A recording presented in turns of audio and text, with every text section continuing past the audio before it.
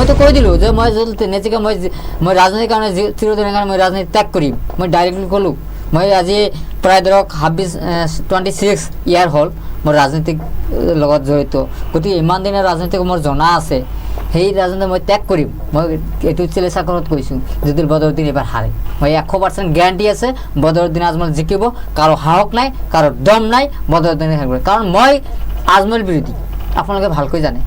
মই সদায় মাত মাতি থাকোঁ। আজি ক'ব যে আজমলৰ ছাপৰ্ট দিলে নেকি চুকুৰ আলী, নহয়, মোৰ লগত কোনো সম্পৰ্ক নাই। কিন্তু যিটো এক্সাম্পল, যিটো ৰাইজৰ সঁহাৰি বা যিটো আমি এক্সাম্পল পাইছোঁ, যিটো আমি দেখিলোঁ 100% বদৰুদ্দিন জিকি গৈছে। ইয়াত কি ক'ম, ইয়াতে আমিতো লুকাই লাভ নাই। কাৰণ আগতে মই দেখা নাছিলোঁ, এতিয়াতো মই গম পালোঁ যে আজমল জিকি গ'লে। আজমল যেতিয়া মই স্পষ্ট মই দেখিলোঁ যে আজমল জিকি গৈছে, ইয়াত আৰুতো লুকাই কি লাভ আছে?